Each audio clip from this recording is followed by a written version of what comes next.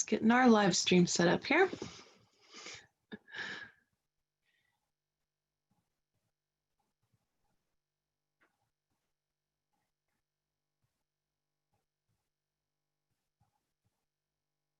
Welcome to everyone. I'm so glad to have you here.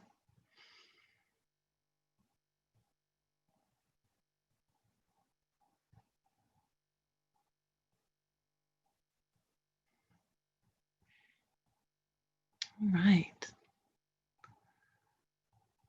Welcome, welcome. We'll get started officially in a couple of minutes while we wait for folks to come join us.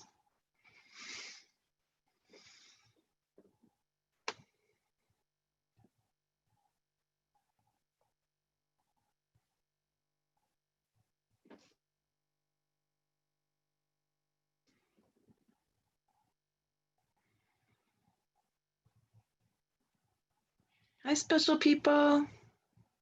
Thank you, Kate. I'm going to tell you about my necklace at the end. It's a special necklace. You can almost see the purple pretty well of the opal in it.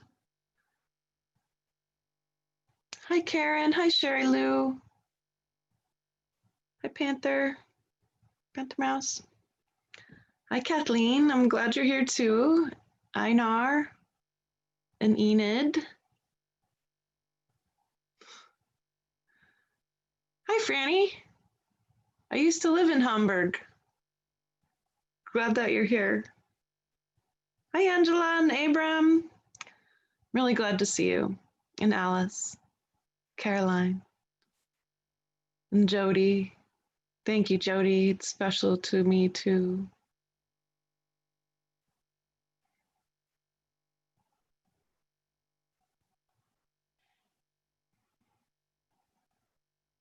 No, Karen, this is a webinar, so this is,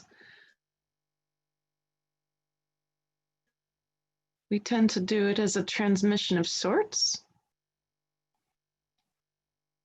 Hi, Connie. And Natalia and Lisa. Glad you're here. And hi, everyone on YouTube. Glad you're here too.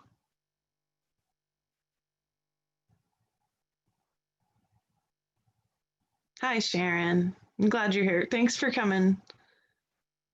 Hi, Genevieve. I'm sure it's, I hope it's nice in Washington for you. And Navia.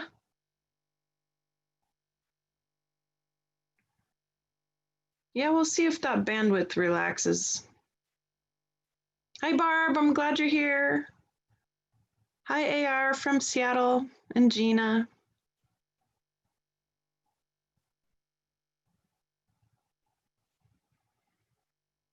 Hi, Kathy.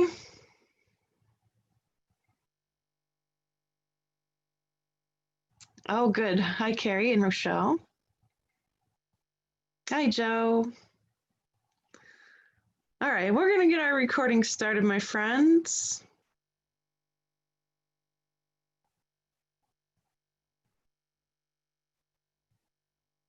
Okay. So welcome, everyone. It's July.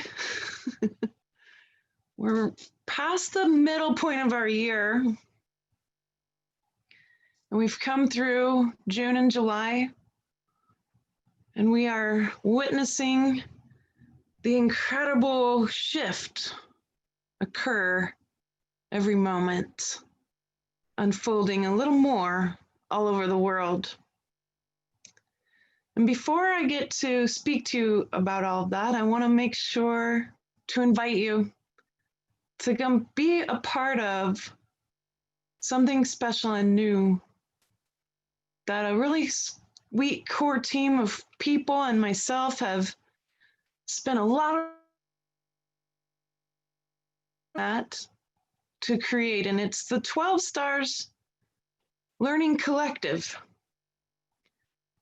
And of course, the Circle. And this special collective, you can look and see more about it at 12starspublishing.com. This learning collective is for you. It's for you. We're all teachers. And we're all students, especially me. And we have some offerings up already. And one of them is a very important offering. I want to make sure you have access to this. Please don't let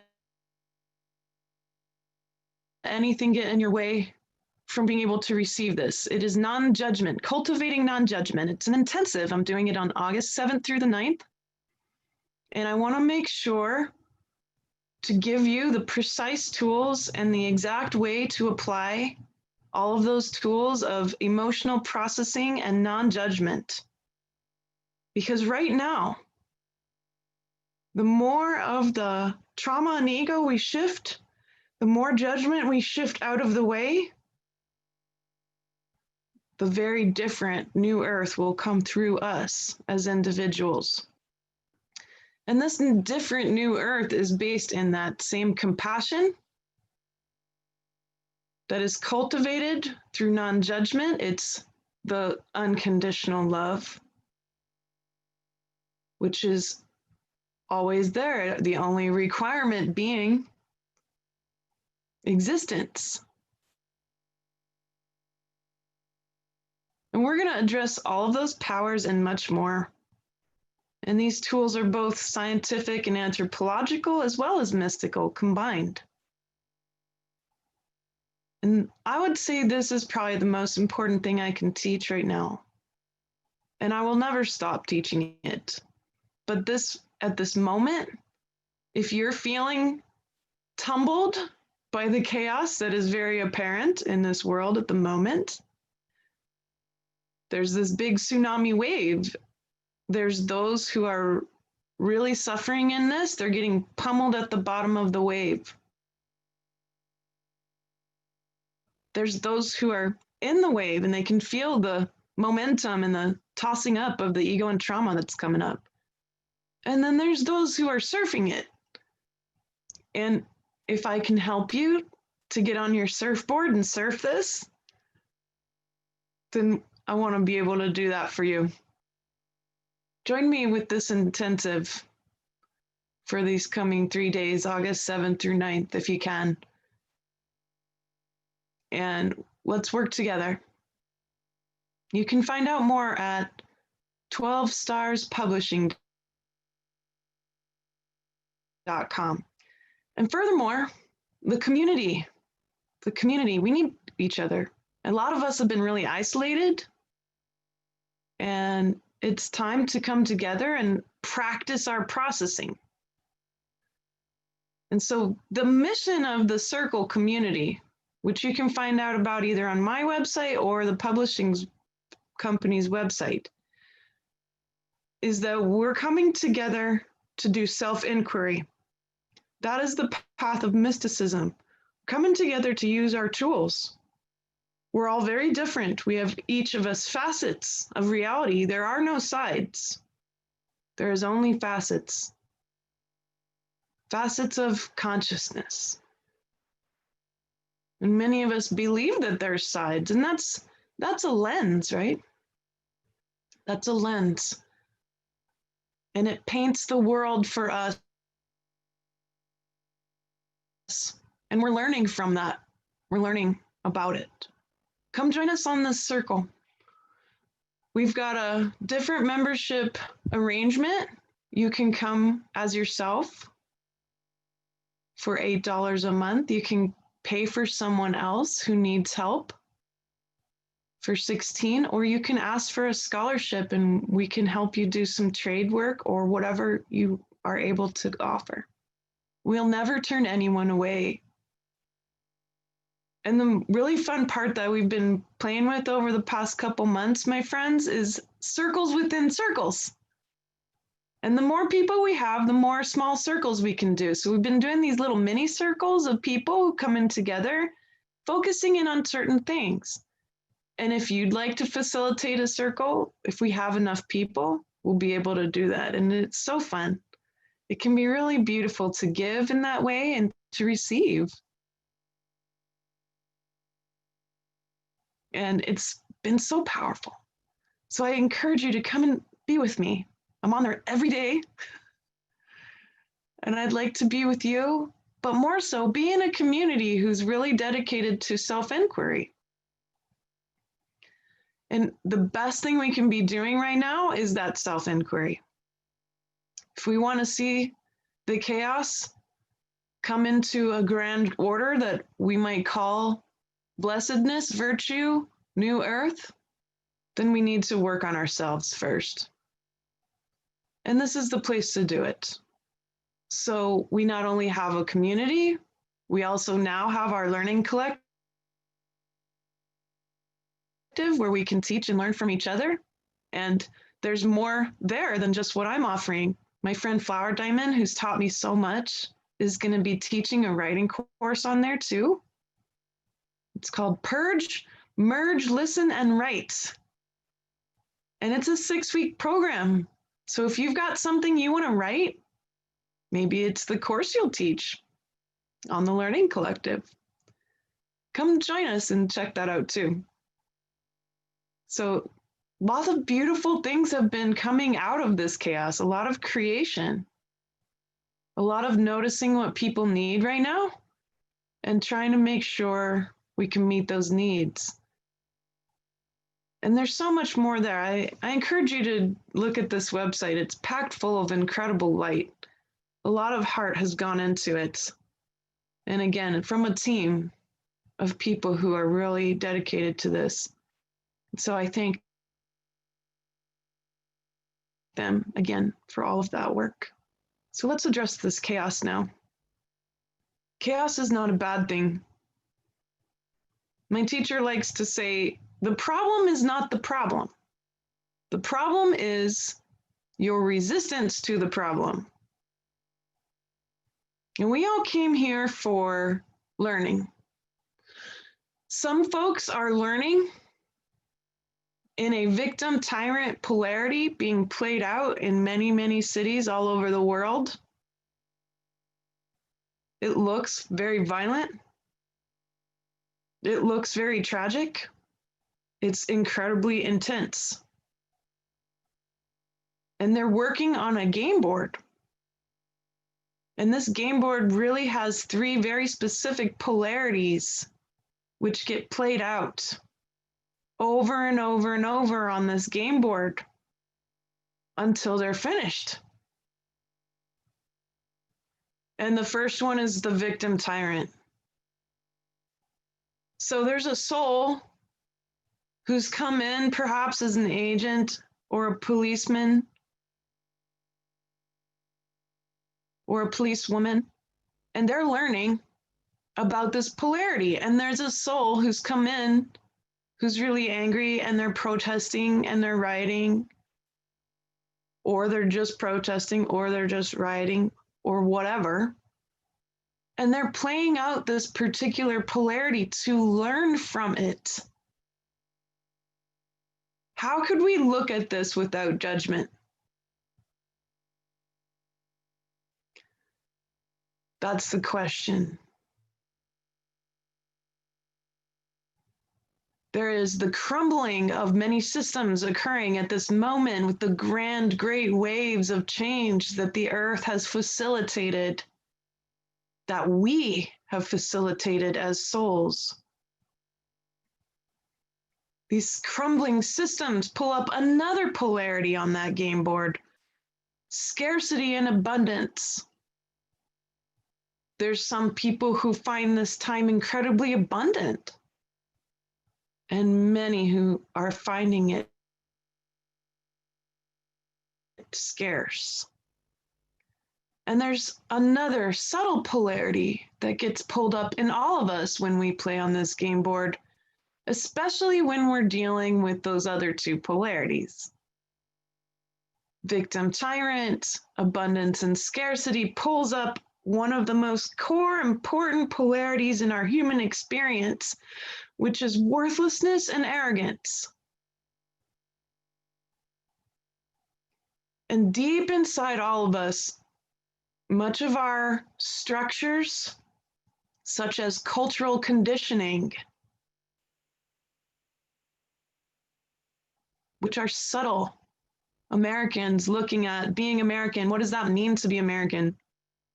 realizing that the idea of being American is not the same for every facet of consciousness who lives in America. Looking at the rest of the world through that American cultural conditioning or any other cultural conditioning that we might have. Same with those of us who might be in Australia or Europe or China or any part of the world. That's crumbling too, because ultimately we will have to face the fact that we are one single species on this earth. We are not nation states. We are not the cultural conditions that we have been taught. That brings up a lot of arrogance, worthlessness. Way of life, democracy, tribal ways of life, subtle cultural conditions. These are getting shifted out of the way. All structure has to go for formlessness to occur.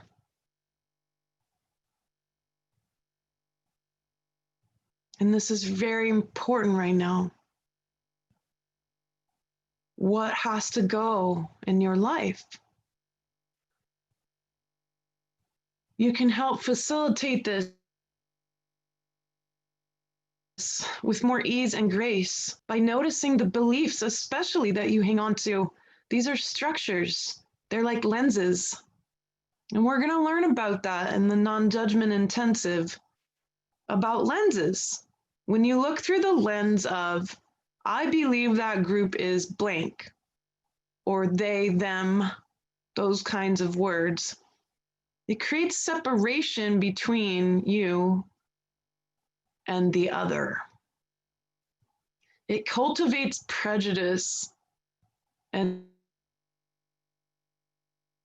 discontent. It allows us to look outside ourselves and find that we're actually very deeply traumatized. But then we can place the heaviness, the density of that trauma outside the self. When the truth is that no one can make you feel anything without your consent.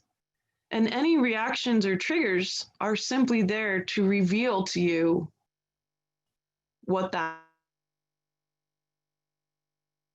gets triggered by looking at the world through that lens. That lens could be a political affiliation, it could be a belief, it could be an idea, it could be a feeling, it can be anything. It could be a way of using language. And the idea here is to remove as many lenses as possible until there is nothing left for you to look through except the pure connection to everything else. And this state, we call it a non-judgment state, but it is also where cultivation of compassion occurs. What are you resisting? What are you every day? That's key to making sure you're going to stand on the surfboard and not get pummeled by chaos.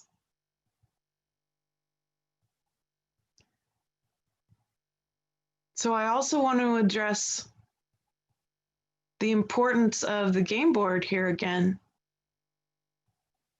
I just got to interview, and I've got another series of interviews I'm going to put out eventually as soon as I can. A really brilliant man, and he happens to be my age, actually. His name is Bayo, B-A-Y-O, Akomolafe. He's a Nigerian who's been highly educated, and he lives now in India, so quite the global citizen. And he said to me something totally brilliant. He said, the biggest problem we have is that we've been all taught that we must beat the monster at its own game. And by doing so, we end up trapped on the same game board anyway. You create your own game board, my friends. You are the director, the casting director, the producer, and the star of your own film. My teacher, Lucia Renee, loves to say that, and it's true. You've cast all the characters in your life. Which ones need to go? Do they need to be replaced? You've chose to either play in the game of polarities, these three specific ones: worthlessness and arrogance, victim tyrants, abundance, scarcity. You get to choose whether that's the game you're playing or not. You've also produced this, and you're the editor too. You get to edit out parts of what you learn and what you don't learn. You'd edit out anything. You can decide, I'm going to edit out what Elizabeth said today. You could make sure that stays in your film if you want to. It's your choice. You're learning from this. That's all. You learn from the lenses you look through. You learn from the games you play. Are you done learning about victim tyrant? Are you done learning about worthlessness and arrogance? And are you done learning about scarcity and abundance? You get to choose this game board. You are a creator being. You are a soul, an immortal soul living in this incredible embodiment, this gift of being human. There's only one reason why these human bodies were created, and that is for that learning. Not just the learning, but also the ability to access all aspects of reality at once. And that's what we do when we decide to remove those lenses of ego and those lenses of belief and those lenses of assumptions and cultural conditioning and polarities and duality. So one of these lenses might be that you have a specific identity in this world, right? When you move all of that and even your identity out of the way, then you're doing what you were all asked to do if you wanted to. It was your choice. It's your choice every moment, and there's nothing wrong with what you're learning at all. But if you'd like to experience all the facets of reality fully to their great zenith, then the job is to remove as many lenses as you can, all the way to nothingness. And then you'll have a new star of your show, which is nothing. That includes no expectations, no attachments, and no, most importantly, no resistance.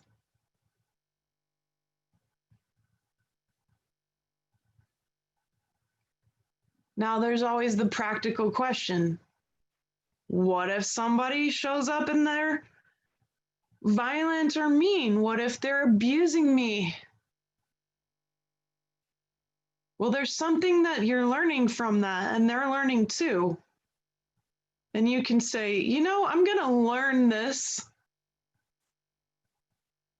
by first not being here and allowing this into my field. I don't have to consent to abuse, and I won't. but I can still respect you and know that you're learning too. You are learning, and I respect that.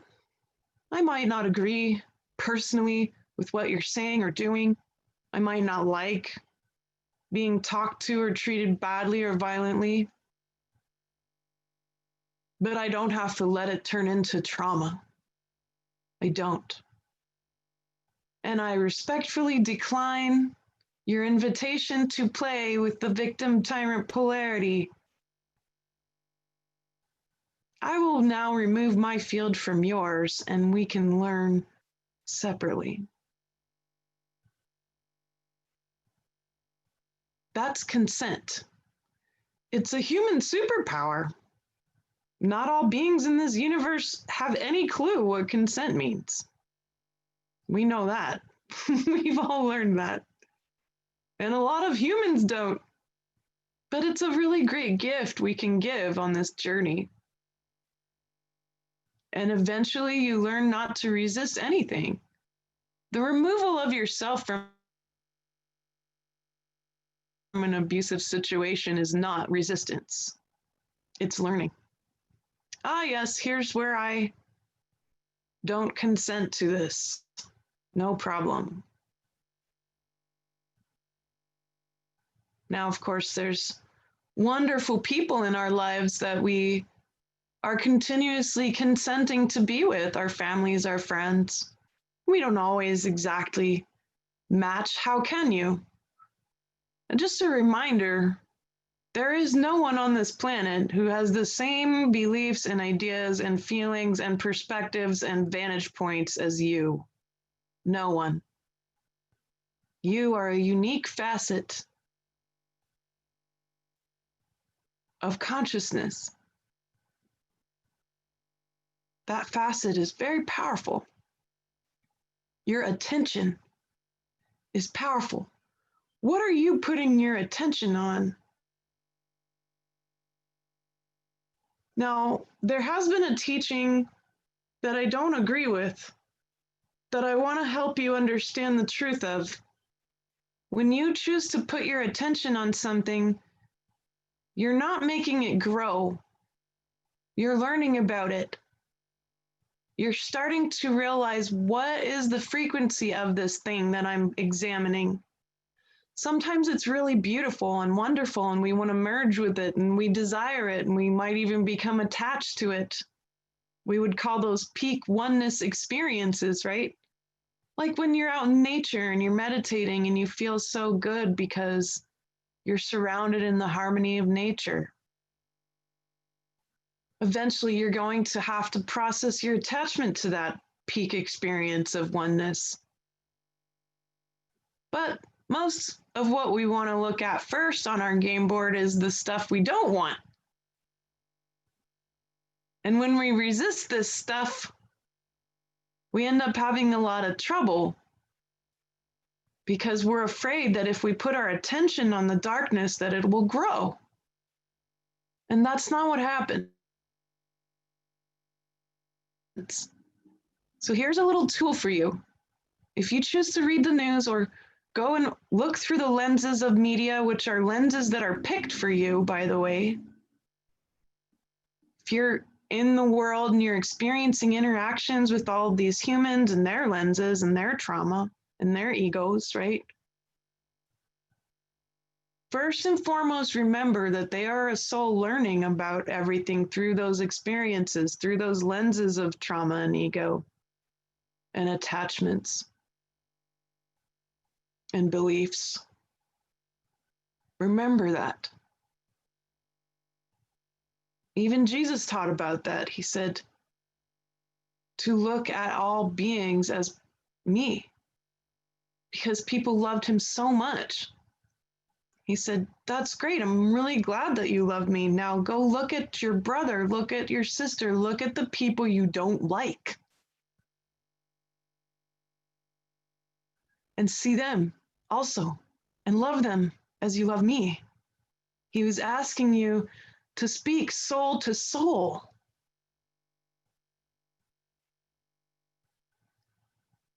If you can really see that first, then the next step is, all right, what am I resisting here? I'm holding this separate from me because I really don't like the frequency of it. So what is the frequency of it? You're not absorbing into yourself necessarily. You're not bringing it into your body. You're trying to know, what is this frequency? All right, there's violence on the streets in my town. There's a frequency to that violence. What is it? Into your body, you're welcoming the frequency of it. You're merging with this peak separation experience called violence on the streets of my town. And as you merge with it, it loses power over you. You welcome it because it exists for learning. You merge with the frequency of it. Then it has no more power over you because now it's familiar. And that's when it opens up. It opens up because it was under pressure and you welcomed it by seeing it, by putting your attention on that frequency. It reveals itself, and there is light in that. And this is the mystical path of non-judgment, and why non-judgment training at this moment is so intensely important. There is light in every layer of shadow. There is light in every peak separation experience.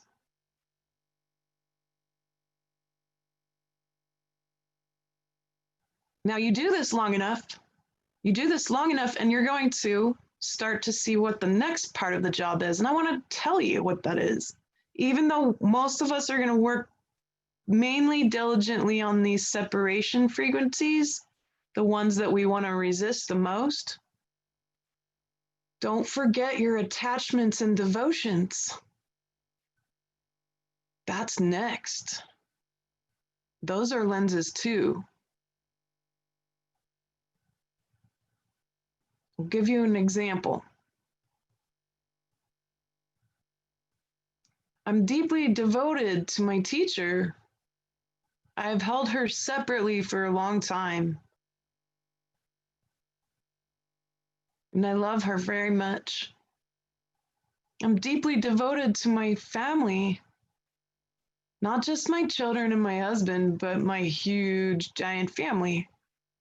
I have 6 younger siblings and 2 amazing parents and many, many nephews. It's a big group of people to be devoted to. In fact, the word or the name Elizabeth means devoted one. And I had this dream recently where I went into a temple with my whole family, the whole group of them, right? A lot of people. Found this temple. It was carved out of rock. It was very beautiful. There was a well there in the middle and a big window carved out in the front so you could see out across this beautiful forested canyon. It was lovely. And there was a way out of the temple, a little separate path off to the right. And when you walked in, there was all these little doodahs everywhere. They were on little shelves, all these little doodahs. And there was a woman there. She was sitting in front of the well, so you couldn't see her fully. And as we came in, she stood up. And no one went over to see her. They were all looking at all the doodahs in the temple. And I went over to her, and she stood up, and she looked at me, and she was me. Dreams are real weird lately, right? And she was me. And I said, "What is this place?" And she said, "Well, once it was a temple, and then it became a gift shop." And that's how everyone was treating it. They were picking up all these little doodahs and deciding what they wanted from it, right? Just like a library, just like a gift shop. And then they were leaving. And I said to her, "Why are you here?" And she said, "I'm very devoted to this place, but I want to be reverent." And these are two different things. And so I merged with her. I chose to stay and I sat with her and I became her again. And I realized that through the help of my teacher examining this, that devotion is us holding things separate from ourselves in the temple and not let our bodies and our fields be gift shops anymore. To reclaim the temple is to be reverent and merge with whatever we're devoted to. And that means we can't be attached anymore. And that's one of the hardest pieces. Sometimes people stop here. They stop after they've merged with all the things they're uncomfortable with, all the peak separation experiences that they really notice are painting their world with a lot of darkness. Then they find that they're attached to a lot of things. They're attached to their families and their pets and their homes and their comfort and their food. They're attached to all these things that they want to be with, that they want to merge with. And the desire to merge with it or the desire to love it is really intense. Yet that also paints more separation in your world. I would say that unconditional love allows you to fully love these things without being attached to them anymore. Attachment is like a tube. It's a tube. It's very limiting. It's this little tube that you run your love through, and you want to push more love through it. Well, it's like a hose that gets tighter. It makes all that love full of a bunch of pressure instead of it being this nice, full, grand, ocean-like experience of being held by love, of being one with love, of loving everything without the pressure of our conditions. And that would be reverence for all beings and everything in front of us, especially those that we love. And that's where I'm at this point. I'm noticing that my devotions are also a lens that I run the aspects of reality through.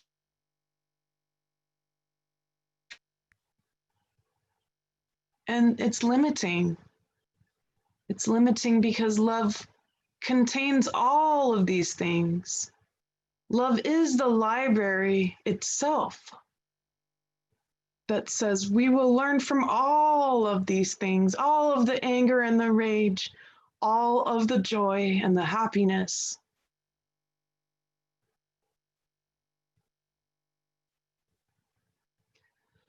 So the next thing I want to address is direct and indirect action. In order to fully succeed at these states of consciousness that we're all craving, these deep, deep states of oneness with each other and the planet, so that we can ride the wave of chaos, knowing that it will come to order. It will. It always does. That's how the universe works. It's not going to be a human order. It's not going to be any agendas that we're used to.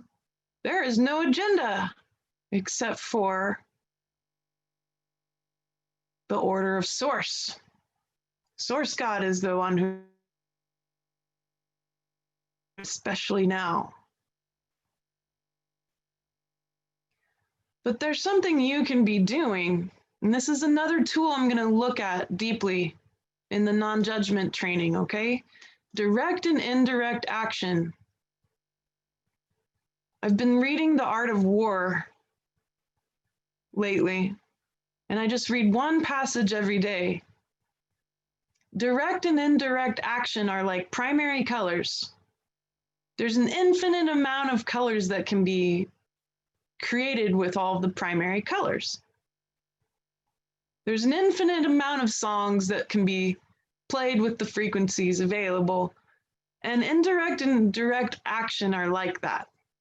There's an infinite amount of amazing change that you can cultivate from the inside out with noticing this. Now, direct action is going to be things like saying and doing. But indirect action is like emotional processing. All right, this person's yelling at me, right? Verbal violence coming at me. And what happens? Bam, it hits the heart, doesn't it? Every time, it always hits the heart. Then we tend to react from those lenses that we carry. We'll react. The brain mind will react secondarily. We feel it hit the heart. What is it hitting? It's hitting trauma. It's hitting ego. It hits structure. If you are totally formless and in a state of formless light, then it would move through you. But for most of us, it doesn't. It hits us totally normal. We're learning from it. That's what it's for. It hits us, and then we react with the mind. Well, here's the cool part. With this tool of noticing these lenses and then saying, what's the direct action I can make here? I can say, first off, I'm not going to consent to verbal abuse right now. That's a direct action. It doesn't mean you're separating yourself from the person or the stuff that you need to emotionally process. That's not separation. It's you saying and using the power of consent. I don't consent to this verbal abuse right now. And this is very powerful because, bam, it makes the person in front of you examine their action, which is verbal abuse. In that moment, then they're in self-examination. They might totally rail against that. Again, they're learning. But the indirect action would be, and perhaps you remove yourself from the situation. You say, we'll deal with this at a later time when you're able to really speak to me, or maybe not. Maybe you're just done with that. Look, I'm really just done. It's okay. Let's learn from all this. Have a nice life. The indirect action is you going in and saying, all right, it hit something in me. There's some trauma and ego in the way that it really triggered. What is it? You could use one of those three major polarities to look at that. Leslie Temple Thurston talks about that in her book, The Marriage of Spirit. She gives you real good tools, very good tools there to examine the structure mentally. And that's nice and very important. But there's always, always, always the important next step, which is the emotional processing of it. And that is, well, how did it feel in my body when that person said that horrible thing to me? How did it feel in my body? That is the emotional body, one of the many bodies. The body, the emotional body, and the physical body. But the emotional body, we must navigate it because that's the one that's going to show you the trauma. All right, it reminded me in my body, I suddenly felt this strangling of being shut down. That reminds me of the trauma I had when I was a kid and nobody wanted to hear what I had to say. Or it really hurt my heart because I suddenly felt all the shame of banishment in that moment that I've experienced. Or it really hurt and it showed up in my body in this funny place. And I don't really remember exactly why I would feel that way, but maybe it's part of my lineage trauma and it's not just mine. That's a factor. If you can't have like a real clear memory tied to your reaction, then it's oftentimes your lineage too. So you can welcome that. Now the next step is, well, what does it feel like exactly? What's the frequency of it? Okay, the frequency of the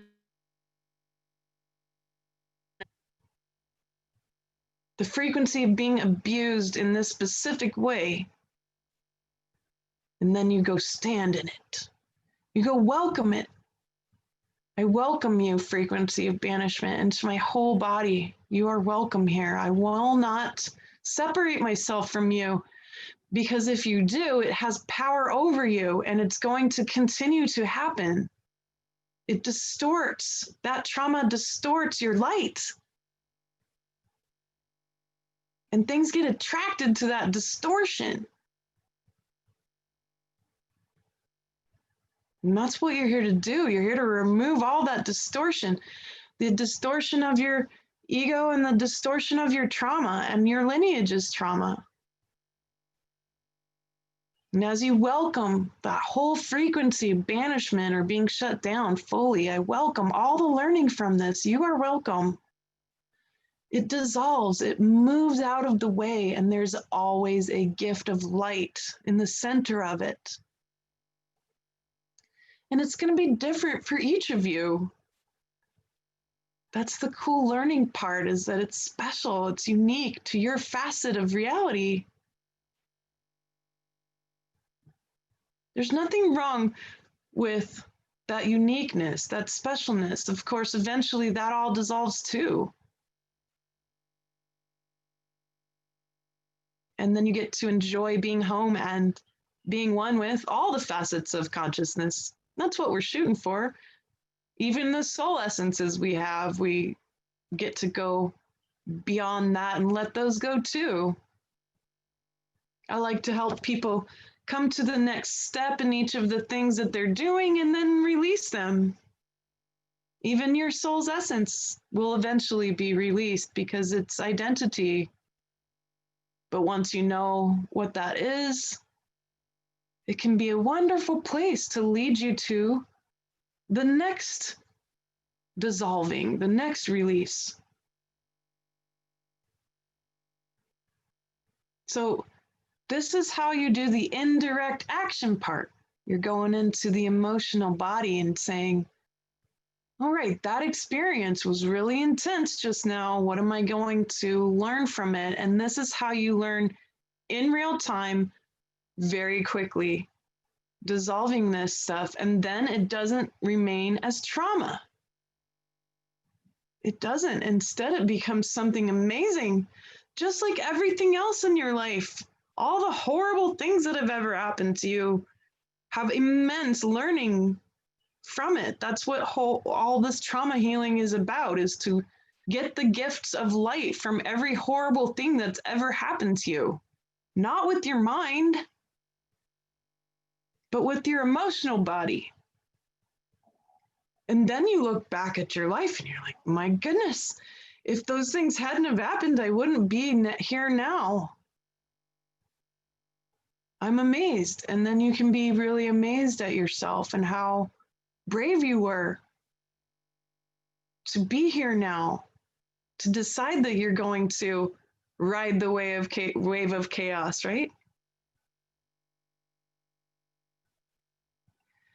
And so emotional processing is the indirect, most powerful indirect thing you can constantly be doing in order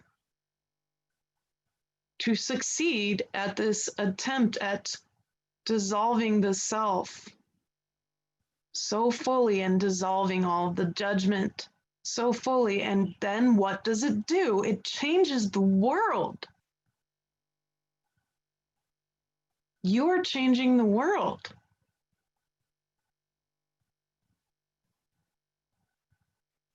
And this leads me to a call out to the masculine. And that's why I'm wearing this necklace today, because I have been given gifts of jewelry that are really precious to me. They're like miniature little temples in themselves, kind of. And this is the only one, besides a few things my husband has given me, this is the only one that was ever given to me by a masculine friend of mine. And he lives in Australia. And he was the first person to ever pay for a session with me. And he's still one of my very best friends. It's been over a decade now. And he and his brother bought this for me. And it's made of this purple opal stone, which is my birthstone. And I love it because it reminds me of the yin yang, right? Masculine, feminine. And here's this beautiful masculine energetic here. And I'm wearing it because I love the men so much. Many of you know this, but I'm here to tell you again, all of you men, anyone who is in the masculine energetic, especially. And we all have that balance inside of us. There's a yin yang inside of all of us, of course. But those who are in the masculine embodiment or identify as such, we need you especially right now.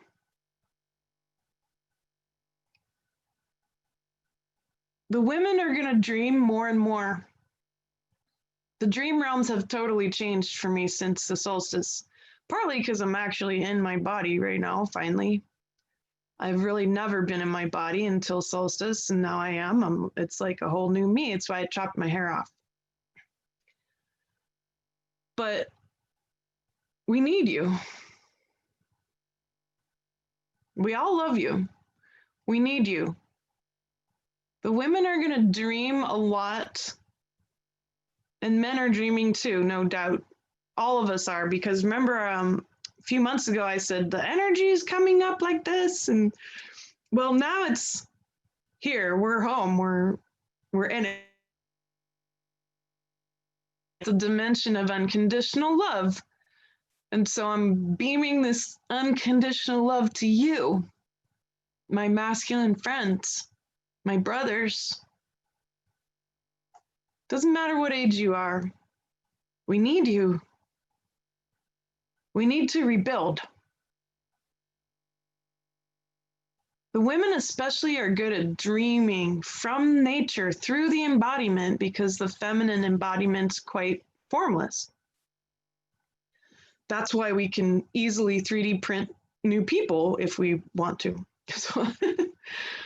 But because the soul has to come through the physical body, then you have to have a pretty formless body to do that. The masculine body is very physically strong. And the center of balance is quite different. The feminine center balances the hips. The masculine center balances the heart, because that upper body is there to manifest. I just love that word because it literally says manifest. And the masculine manifests the dream. And I mean the mystical dream. The mystical dream of humanity is that we're going to heal from all of our trauma, and that we're going to be in harmony with the earth and source God. That we will be able to practice unconditional love, compassion, and consent. That all of us will. And we're continuing to dream our way into that. It's mystical dreaming. The dream realms at this point have merged with mystical dreaming, and all dreams that people are having are packed full of information. little step towards this bigger dream, a dream where the gateway of the masculine and feminine open together into a brand new place of virtue and blessings and grace, of love, compassion, and consent.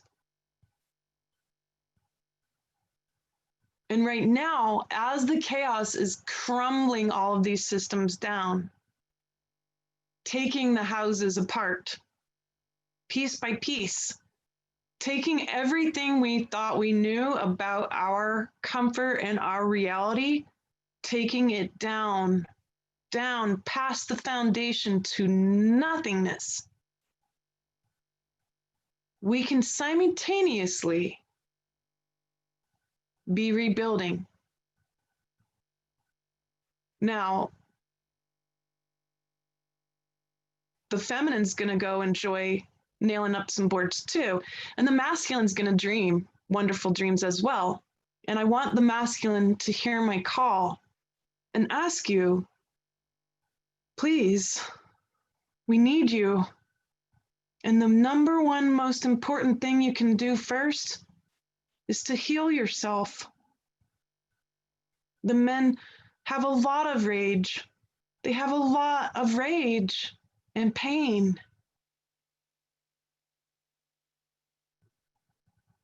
And if you want to heal the world, my dear brothers, please do some of the indirect action internally, and then the precision of the direct action outside of that healing will occur.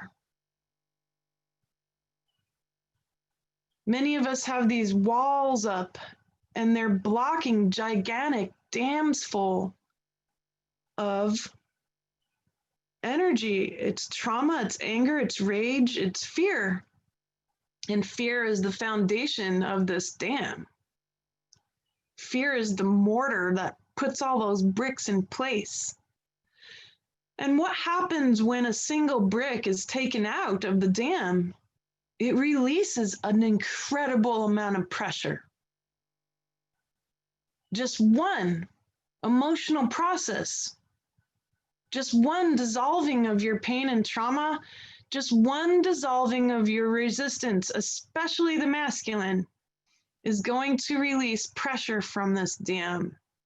And it's an incredible amount of energy, not to be underestimated. That's why men are often afraid to look at those bricks. Those bricks are your trauma, those bricks are your ego.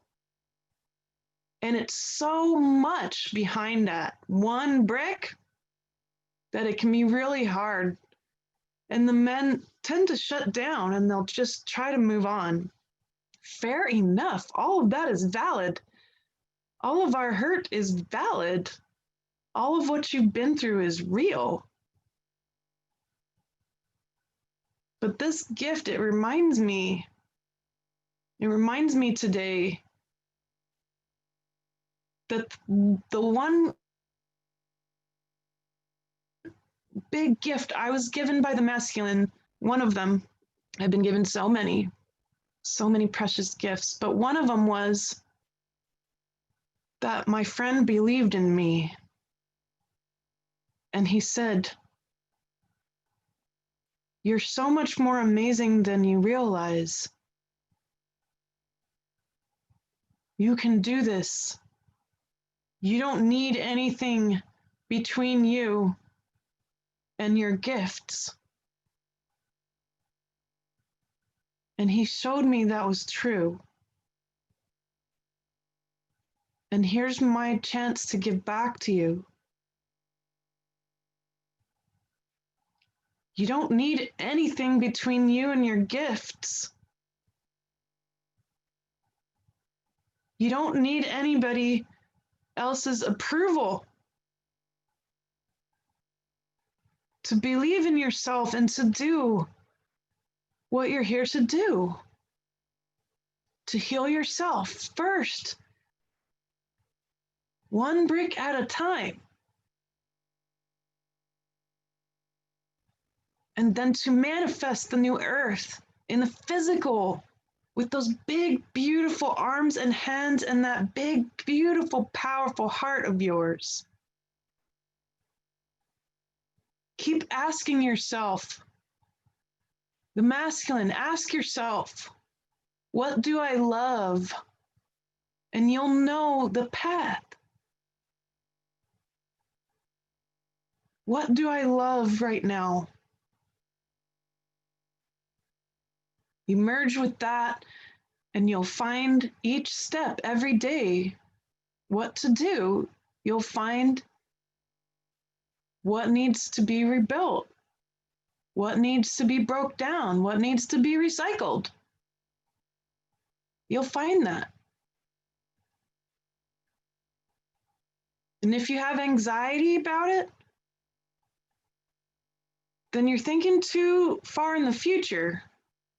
Bring yourself back to the present and say, what do I love right now?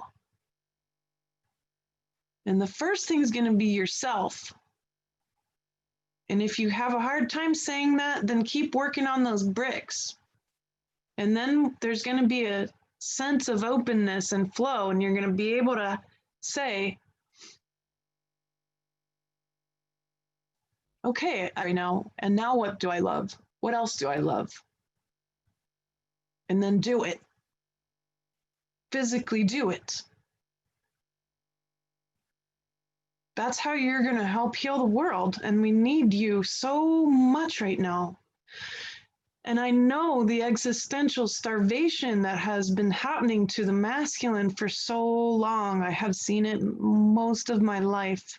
I can perceive it at a very great, grand, global level scale. And the women, we can be doing this too.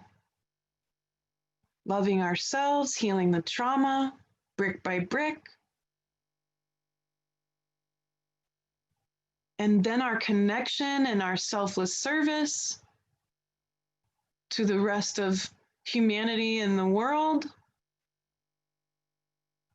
to the vulnerable.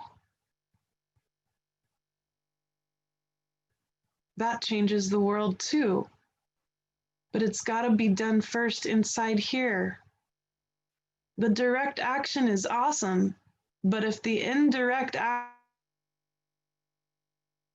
action is fully realized, then the direct action becomes like a laser beam. Then your love acts as a guidance for your powerful attention. And every relegated shadow that comes into your view dissolves into light.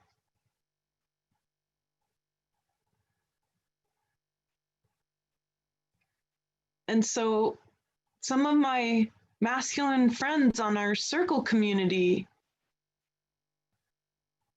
and some of the ladies there, we all have been pumped up the past few days, especially because we want to do a group, a circle within the circle for the masculine to help work on first emotional processing, that tool, the indirect action first. Once that's really worked on, then we can start to talk about direct action from there.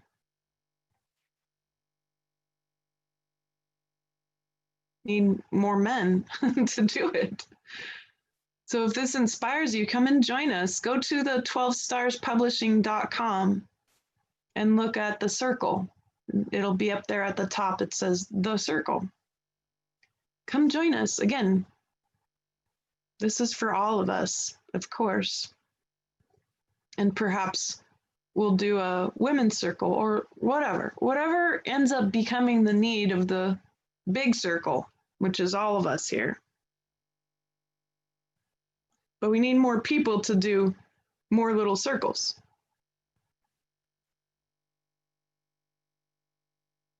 It's just one way that we can support you. You women and you men of the earth. Beautiful souls first.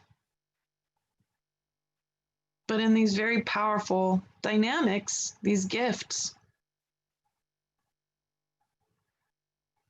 the gift of our pain and our separation and the gift of our love. They are equal gifts.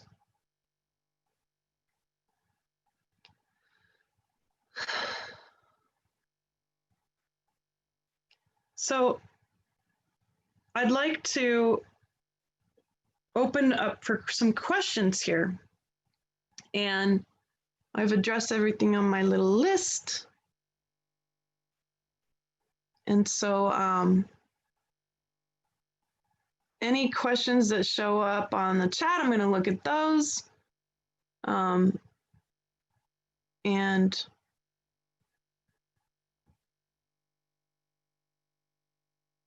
I got to scroll up.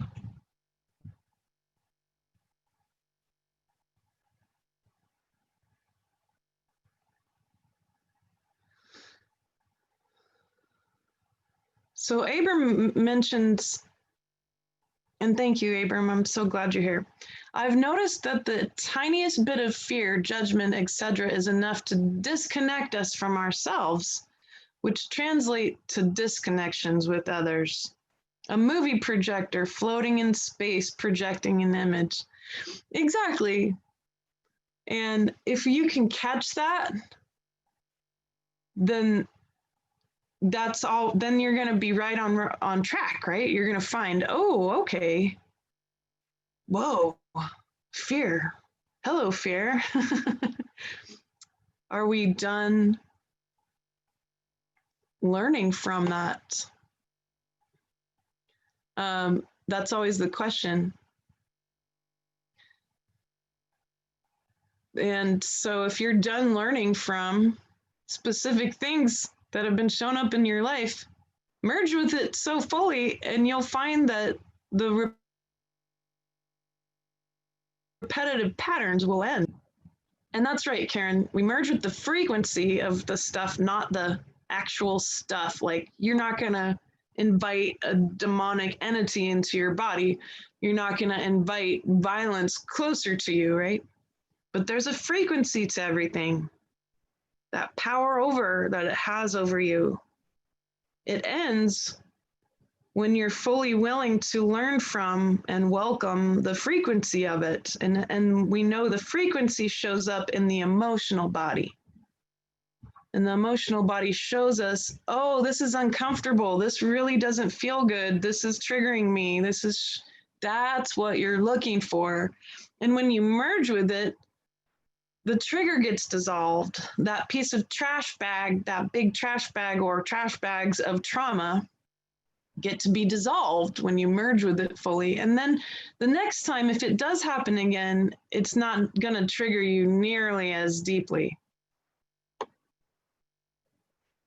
So Caroline says, I've been reluctant to even use the word love in the last few years because it seems like I'm assuming you mean overused these days. It's become like a debased coinage. In most cases, it's all about attachment. Can you clarify the difference between love and attachment? Okay, very good question. So, very powerful piece here. Attachment is something we like. It feels nice to be happy, right? Feels good to be around people who love you. And we often will be attached to those nice feelings, attached to the people we love. Unconditional love, and not just any love, okay? Unconditional love has only one requirement for love, and that is existence. So that's that. There's some maybe crazy evil person in front of you. The only condition for that love is existence. If you are not able to love their soul who's learning, then there's some separation between you and them that needs to be merged with a frequency that keeps you apart. Instead of soul to soul, it can be often trauma to trauma. We call it trauma ping pong. Trigger, trigger, trigger, trigger, right? But true unconditional love is hard. It's hard because fear comes along, hatred comes along. Can we look at hatred and fear and say, you're welcome here. You exist just like me. I love you because I can learn from you. Thank you. That's the difference. Attachment happens when we go to the other side of the library. And remember, love is the library itself. Love is holding all these books, all these frequencies, the separation frequencies and the oneness frequencies. When we go over to the oneness side of the library, it feels really nice and we really want to hang out there and we get attached to it and we're like, I really like feeling happy. I'd rather feel happy all the time. I'm not going to look at the dark stuff. I'm not going over there to the separation side. Nope, not going to go there. That is called attachment. Sometimes we call it bypassing. Bypassing is like, nope, don't want to feel that. I'm going to the love and light side now. Or I'm going to the oneness side of the library now. Again, if people are doing that, they're learning stuff from that.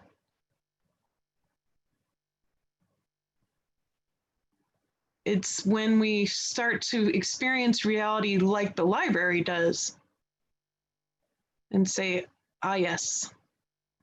Some of my greatest learning is when I go into the separation part of the library and I pick up this book called Pain or Loss. And I learned so much.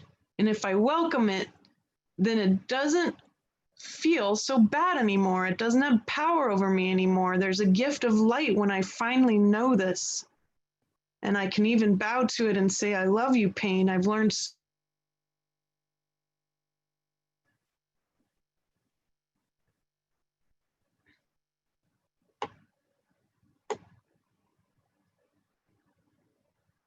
So, I can't see your name very clearly. Laura, the calls in general, just admin, little side note here. Laura, they're usually 2 hours. First hour, I do some transmitting of things that have been coming up. And then the second, we take questions. And in the last 15 minutes, we'll build a pillar of light together.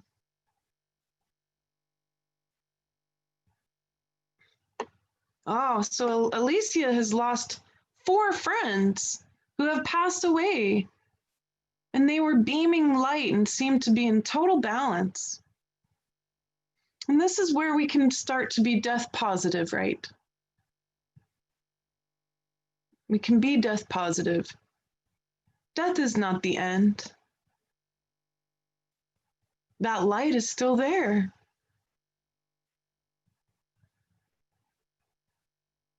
So my friend, you've lost a lot of people in your life. And that must hurt so deeply. Go into that. You're reading the book of grief. And your friends, they want for you the gift of light that grief has when you're finished. And it's a powerful book. Loss and grief are very powerful.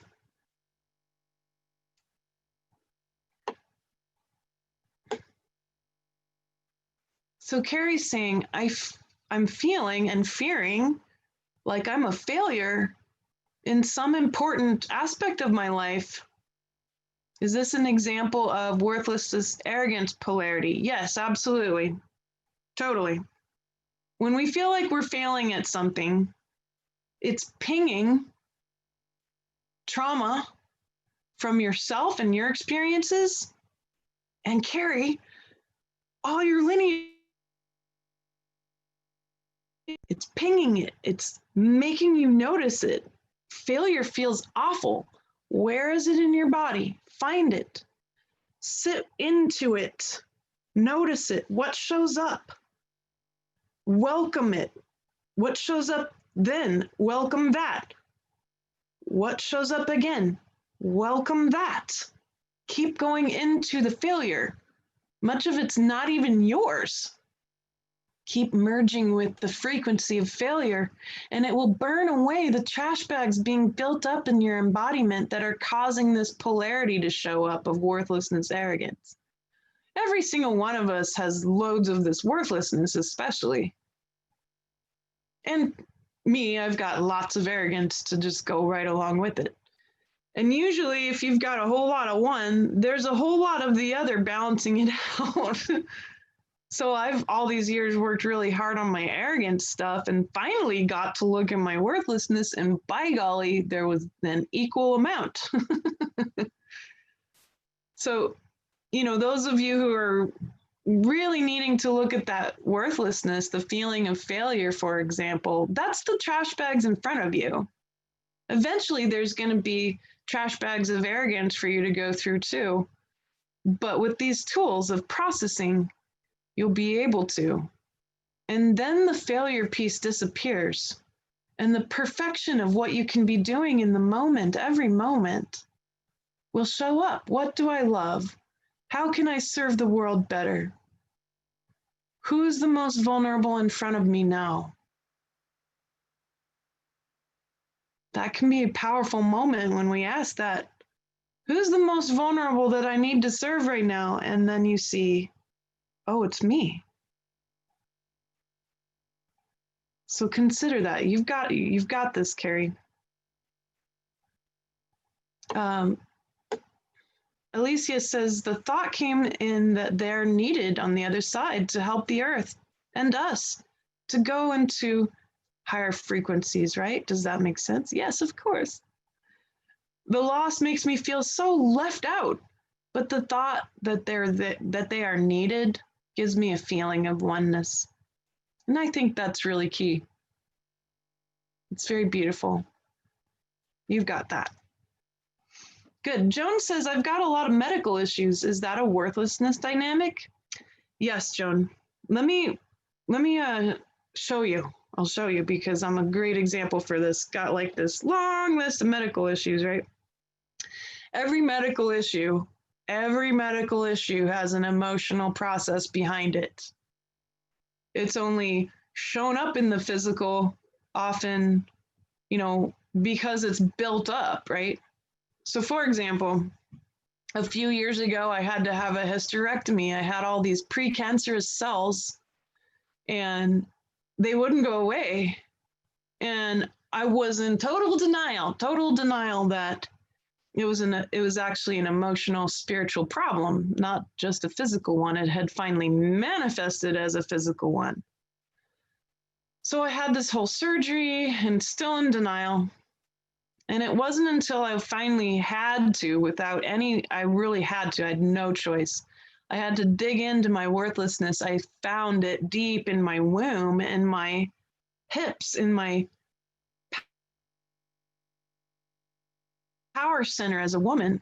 And this happens to the masculine too. Our worthlessness and arrogance stuff, all these dynamics of these three specific polarities, the trauma that builds up from the pendulum swinging back and forth into victim, tyrant, worthlessness, arrogance, scarcity, abundance. It builds up in our power centers. So the masculine will wear armor over their hearts and they'll recycle their own heart energy. And a lot of guys, they'll end up having heart problems because of it. The women, we tend to let all that stuff settle. The densest stuff settles into our hips and the root of the body. And that's what happened to me. All this worthlessness that I had been in for so long, I had avoided it entirely. And I built up this lovely structure of arrogance to protect myself from it. But it settled in my body. And then I had a hysterectomy and still didn't get it.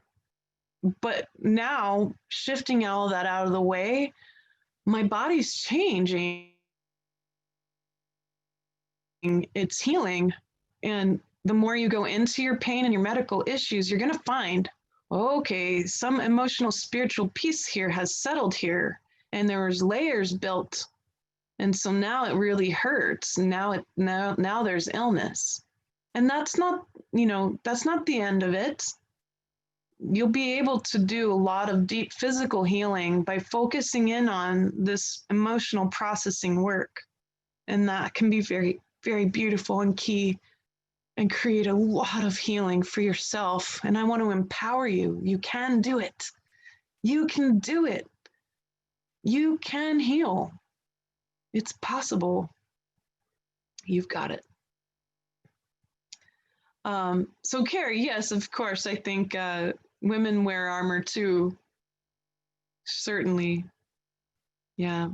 And so this isn't exclusive talk here.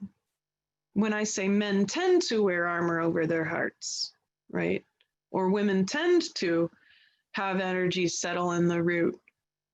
It goes for both, of course. Women wear armor too, and men, hey men, you've got stuff that's settled into your root too. And it has a lot. So just noticing that some folks, they will wear that armor no matter who they are, and there's a variety of reasons why that might be. Perhaps we've mapped to our masculine representatives in our lives and they were wearing armor, so we wanted to be strong like them. And we can think that that's true whether you're a man or a woman.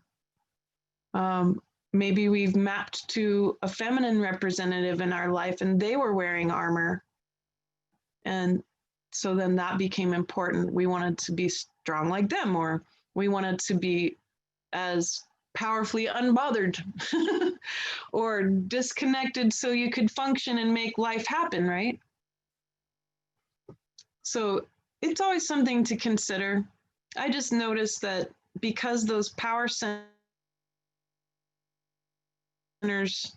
can be very different, the physical body, simply just the physicality of it, but that will settle in those spots.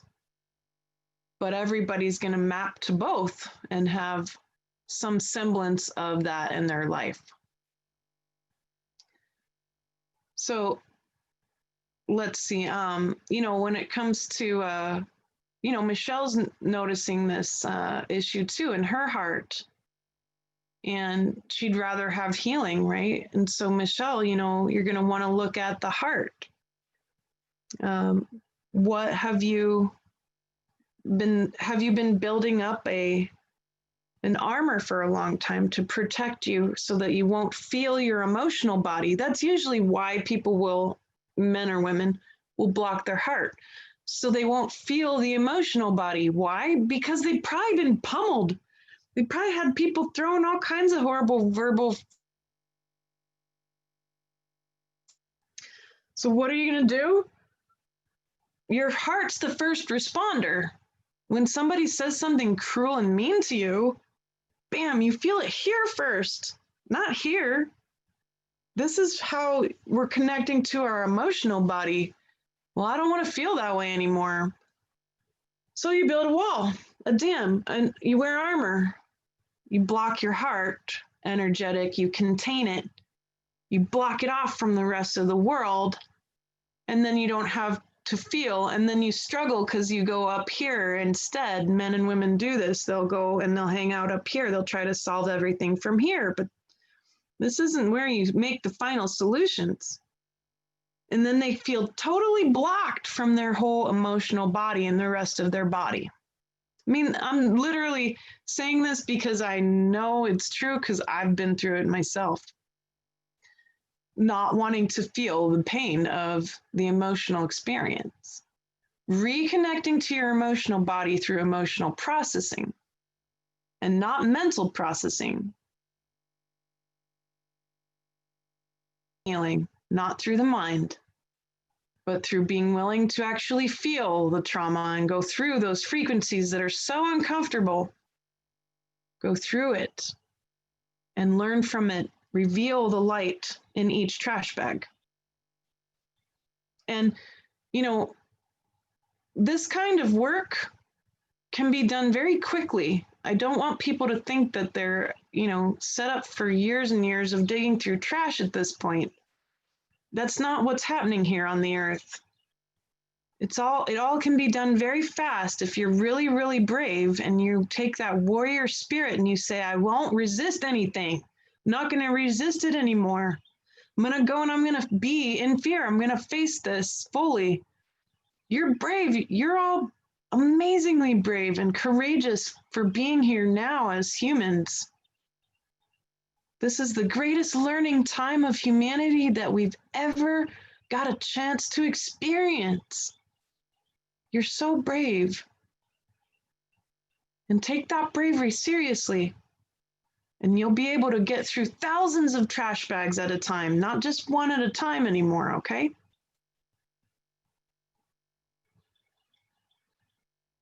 Good. Okay. So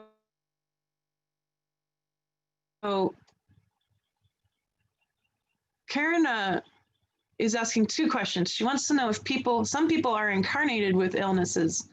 Not exactly.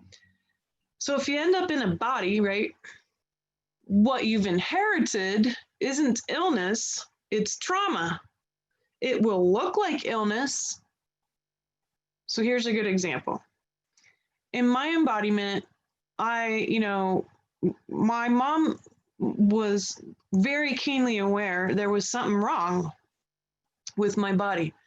And we'd go to all these doctors and nobody knew what the heck it was until way long later, years later, everyone realized what it was. It was called Ehlers-Danlos syndrome, which is like a super depressing disease. And so I'd continue to look through that lens at my body like, oh, body, you've got Ehlers-Danlos syndrome. Of course, I don't want to be in my body. It hurts. Ehlers-Danlos is incredibly painful. And yet, removing that lens of Ehlers-Danlos, which was handy for a while, but when you really remove it, what am I looking at? It's inherited. This is a genetic disease. What did I actually inherit? Oh, you know what the answer is. Trauma. I inherited all my family's trauma. Many hundreds of thousands of people's worth of trauma. No wonder my body hurts. When you look at it that way, then you end up in a body where you can start to not only heal yourself, but heal your lineage. They didn't go anywhere. Time is an ocean. There are no timelines. When you do healing on yourself, the waves of change ripple out into the past, present, and future. It's a big circular event.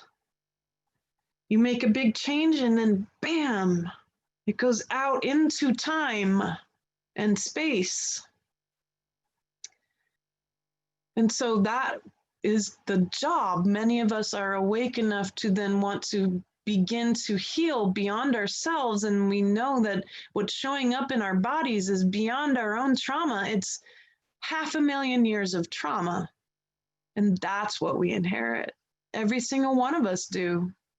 We wake up in these bodies and we're already surrounded in trash bags. No wonder everybody's confused, right?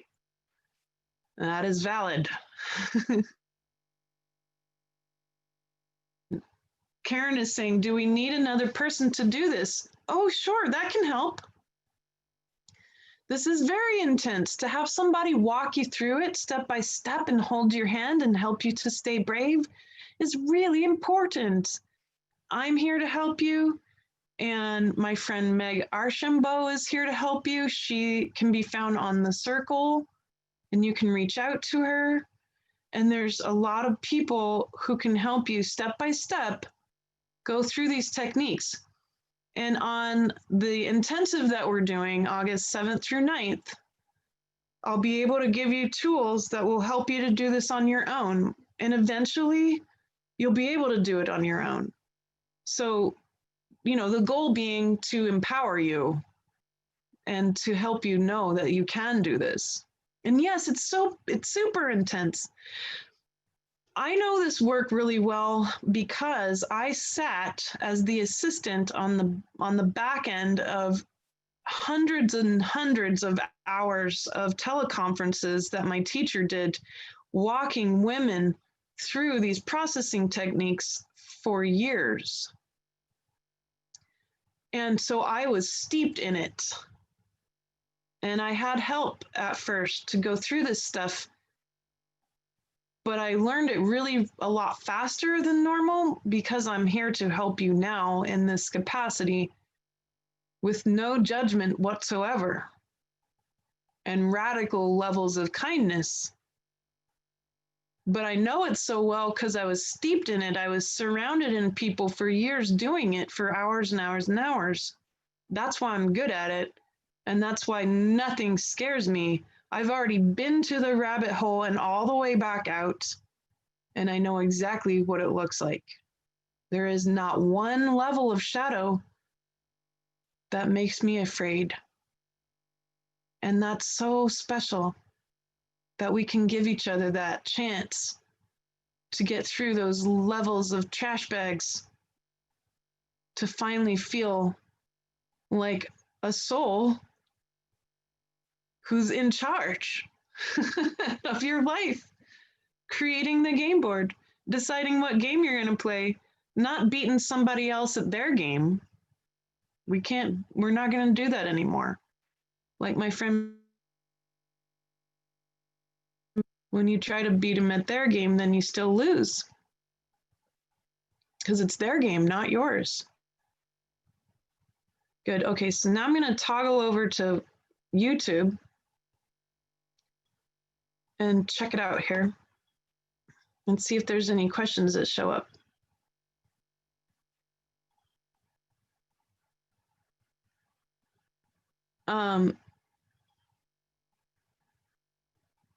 Just kind of reading here. Thanks for bearing with me.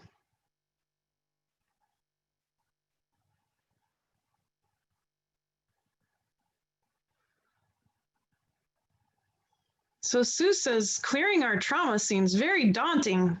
How can we release these lifetimes of trauma? It feels impossible. Yeah, I think that especially if you've been living longer than me, I'm only 37. If you've been living longer than me, you've been through the jungle of trauma, okay? All of you are super brave, right? I bow to you because without you, I wouldn't be here. You carved the way. But it was brutal because it was the jungle at the, bottom of the mountain here, trying to get through trauma, one little thing at a time, one trash bag at a time or less, right? But things have sped up in every direction. We're past the jungle because you carved the way. We're past the jungle, and now humanity's making its way up the mountain, and things are less gnarly. It's just that our packs are heavy now, and that's what we're noticing. This is heavy. I don't want to carry the ego and trauma anymore. Not only did I have to carry the ego and trauma all these years, but I had to hack away at what was in front of me too. That's a lot of work. All of you are so strong and brave for having done that and made it possible for me to come into the world and be able to help you and turn right around and say, I got you, let's do this. I'm going to help you go through your pack, right?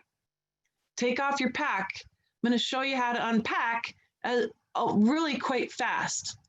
And so the women like Leslie Temple Thurston, Pamela Wilson, Lucia Renee, Gangaji, these women were able to come through the emotional processing piece and put it all together into functional, fast ways to unpack that. So the good news is it's going to be a lot faster than it seems. Looking back at your life, of course it looks daunting. Some of you really bloody hard. Being human is hard. Yes, that is valid. These mountains of trash and all of your lineage trash, it's daunting. But there's the fast ways now. Now we have them. That's what I'm teaching you. Come join me in the non-judgment training so that I can help you make this happen faster. faster than you could have imagined it. It's possible. It's possible. It's possible now. Now it is. With the Earth's help, with divinity's help, with your strong, brave, and amazing spirit, we can do this a lot faster than before.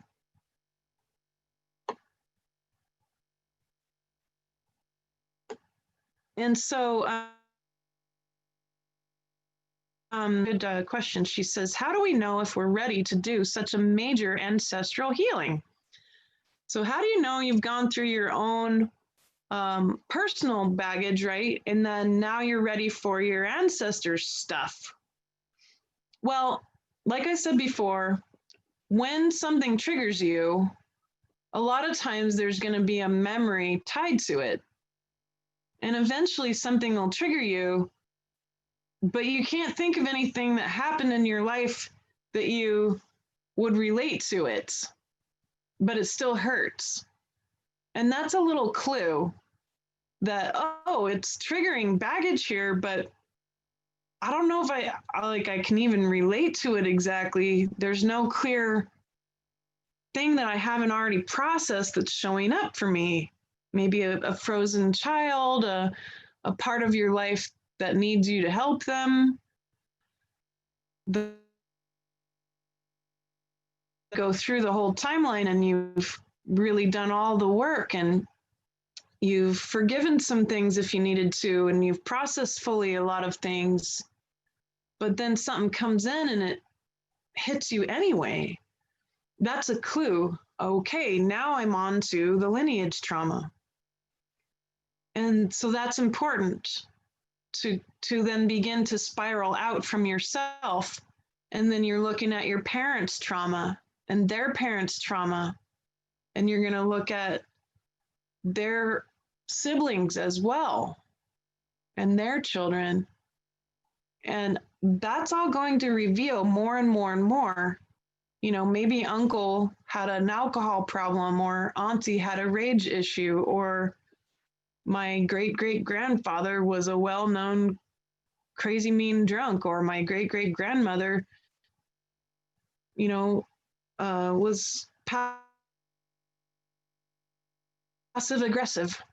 We can discover this stuff up to a point, like by thinking about it or asking about it, but the ancestors are there. And if you go through then even farther back into your ancestry, you're going to pick up all kinds of stuff. So like, for example, I have a lot of Scotch Irish and Basque. And if I look at those populations, we've got siege warfare and plague and famine and pirates. And so you can pretty cleverly start picking out the baggage that you're going to keep naming. Like, all right, fear of plague, check. All right, fear of starving to death, check. Watching my family members die, yep, that's there. You know, fear of being oppressed by something or someone I don't know. Like, you know, that's where the pirates or whatever shows up. Vikings, fear of rape and pillaging. What were people experiencing?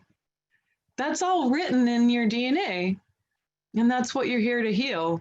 Even if you haven't yourself experienced an actual famine or plague or siege warfare, that fear is still there, and things will trigger it, just as it has this past year.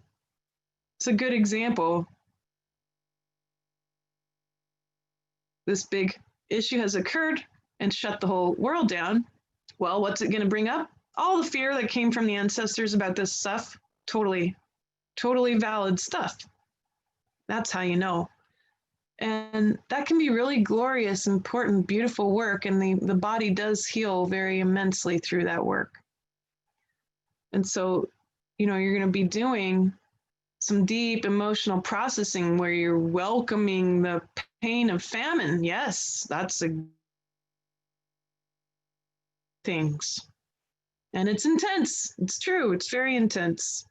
But you learn so much, and there's these gifts of light that come through it, right? So Sabine is asking about the energetic clearing of the actual physical ancestral home. Yeah, for sure. I think that would be the kind of direct work you can do. So this would apply to any home, simplifying your life, selling stuff you don't need right now, minimizing your physical objects you own. And when it comes to, say, the land, for example, I like to go and I like to sit on the land. When I first moved here to this farmhouse, there had really only been one family that had ever lived in this house, but there had been other people who'd lived on the land. And that energy was all still there. I mean, there was a couple of ghosts here, and I had to help them go home and pray them back home. But you can, through prayer and your attention, prayer is attention. Through your attention and your prayer, you're going to help people go home that need to go home, the souls that have been kind of stuck in limbo or purgatory. You pray, you put your attention on them, and they can go home. The land, too, it holds memory because water holds memory, and there's so much water, and so do stones. Stones hold memory, too. So the land, it holds memory, and you can ask. You can sit down and ask, hey, I'm here. What can I do for you, Earth? What's something I can help process right now? Maybe there was something terrible that happened on the land. You can help process that. Genocide. It's a big one all over the world. You can. You stand in it, you feel it, you welcome it, you let it move through, you dissolve it. And by you putting your precious attention on it, the light can be revealed and there can be healing on the land.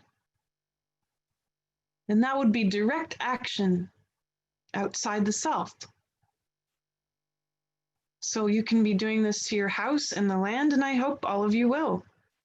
Because wherever you're at is exactly where you need to be. And there's plenty to do there. So let's see.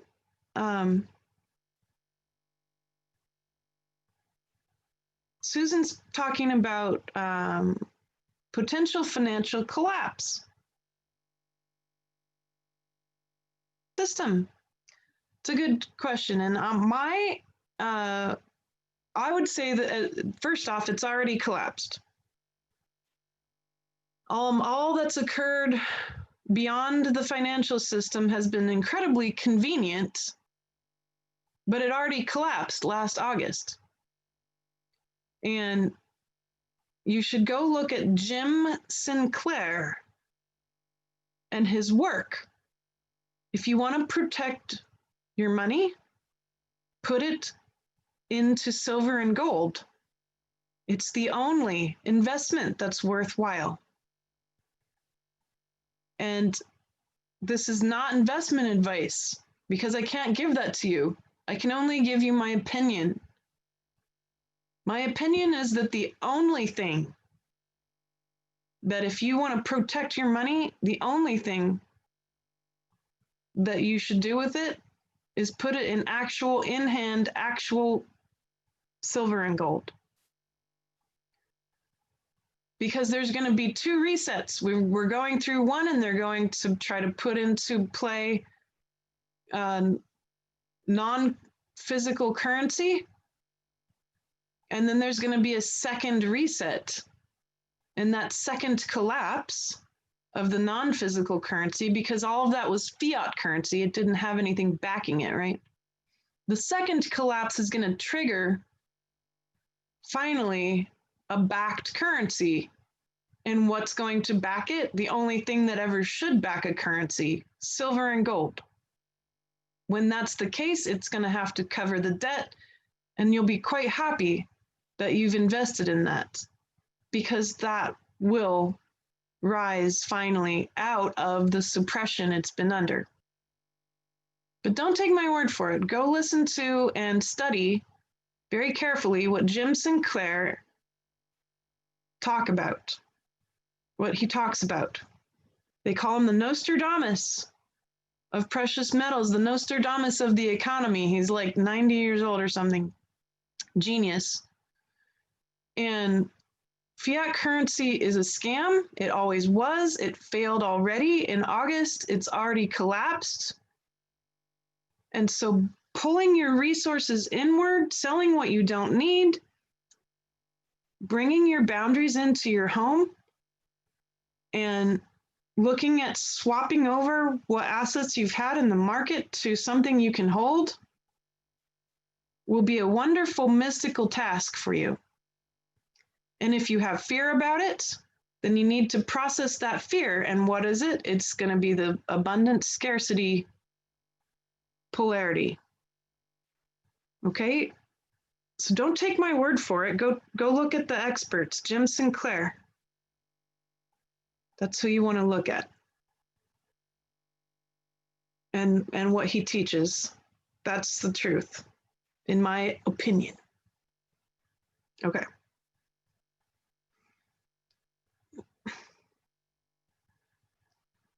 All right, so a couple more questions. Well, one more. I'm going to pick one more question. Sorry, y'all.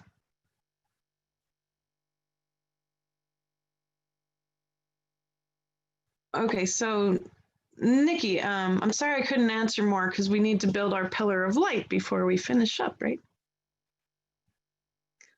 Nikki says, you spoke recently about the subconscious being an excuse for not seeing, and psychology's way of telling us that we're being led by something we have no control over, or that we're controlled by part of our mind which is not available to us.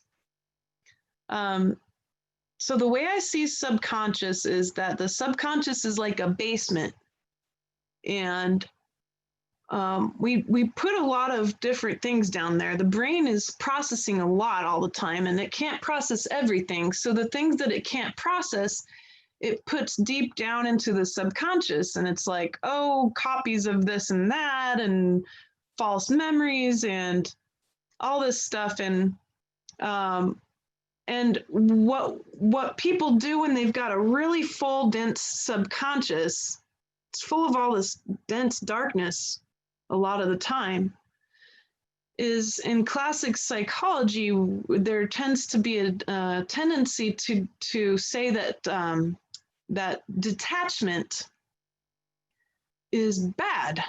But people who are really traumatized, they're detaching so they can survive, and is a survival mechanism. So if you find that you detach a lot, I think the correlation is, well, working on the subconscious, asking the brain mind to pull out stuff so that you can start to emotionally process it from the heart and emotional body, gives you a better sense of being able to really be in your body. And so being in the body is very key at this point. That's the goal we're shooting for right now, is to be in the body. And so I encourage all of you to consider that your ultimate goal, full body enlightenment. Full body enlightenment. And that's very, very key. So that's very important and special. All right, so someone had their hand raised, and I think it was Joe. And Joe, I'd happily have you speak if you'd like to before we build our pillar of light. If that's what you'd like, could you please post on the chat for me before we get into our pillar? Because I finally figured out where we're going to build our pillar. And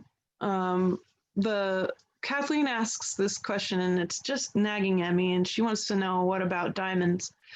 I wouldn't work with diamonds. Actually, diamonds are not rare. We've been led to believe that they are rare, and they are not. What has always been, and has many factors to it, mystical and physical, true actual backing for money is gold and silver.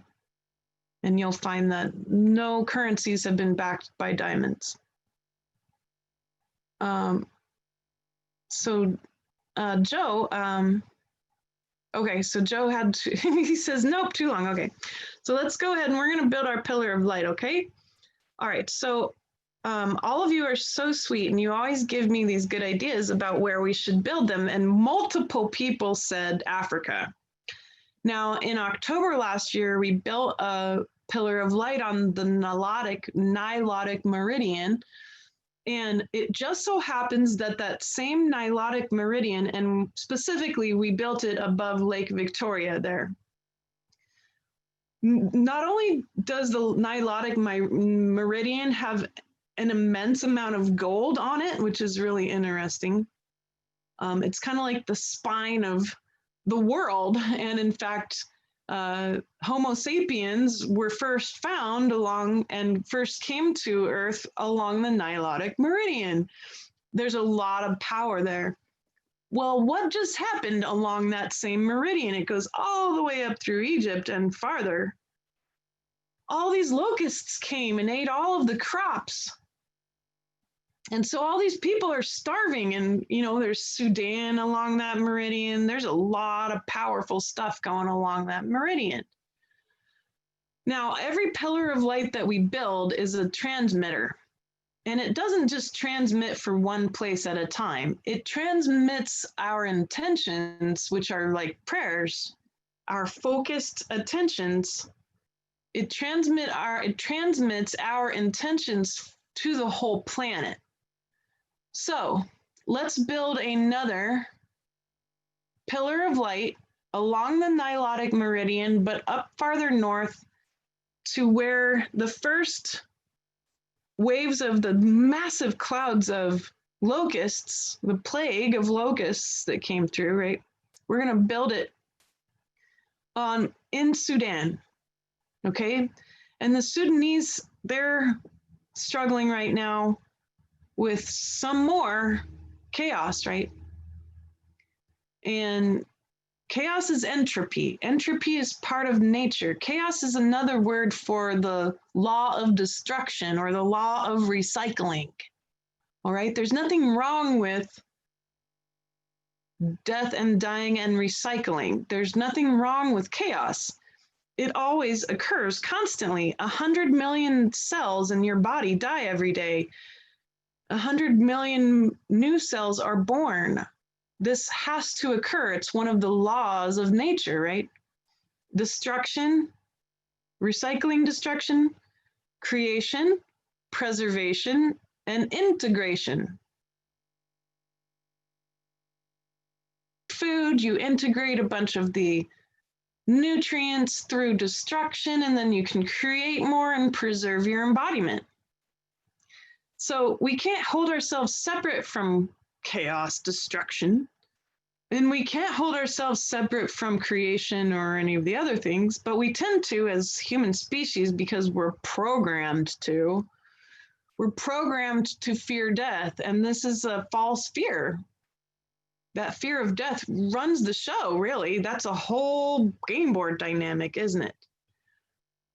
And so I would like to suggest that when we build our pillar of light, our foundation will be to welcome all the laws of the universe, to function as they will, to help heal humanity from the fear of death, and to help give us access to the power of creation, because we need creation more than ever now. We need our creative ability more than ever now, but we also need to be willing to allow entropy to occur and not hold ourselves separate from it, not fear it, but to celebrate it, to say, guess what? This crazy system we've been involved in for so long, that's okay. Let's be finished with that. Let's allow it to dissolve. Yes, it's very scary. We're going to have to find a new system that will be a healthier one, that's going to be a more righteous one, a more virtuous one. one that brings wealth to everyone's table, not just a few. That's going to be very key. But in order to do that, we have to watch the entropy occur for the systems that are there. Now, for the people on the ground who are suffering famine, this is a great suffering. And we want to support them from the heart. Passion, our generous hearts, the generosity. Not all of us have some money to send or food to send or the ability to send anything to them, but we do have our ability to send our prayer, our attention, our intentions. And that is powerful too.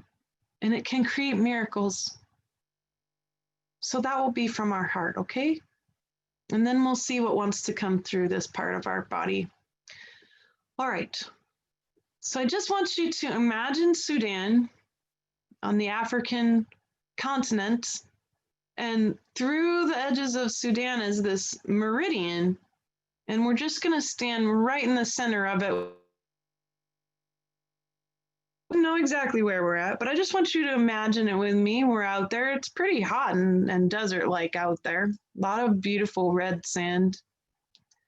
And we're going to stand out there together in a big circle together. And those of you who listen to the replay, you can add all of your intentions into this as well. So it never ends until the intentions are fulfilled. These living prayers, these pillars of light exist until the job is done. So let's start in the gut. This is what our end of the fear of death and the welcoming of all of the laws of the universe, not only in ourselves, but in every aspect of our reality. We're going to do this welcoming of all of them together, not leaving anybody out because we can't. They can't function without each other. So with that in mind, I want you to bring that welcoming into your gut mind.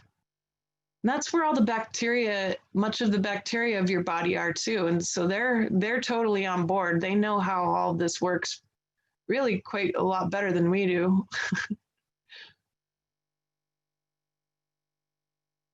For destruction, for creation, gratitude for preservation, and also integration. We just fill with gratitude and welcoming of all of them together. It's the gratitude for the universe and how it works. And this pure love comes up. Good. And so with a deep breath, let's put the foundation of our pillar out on the Nilotic Meridian in Sudan.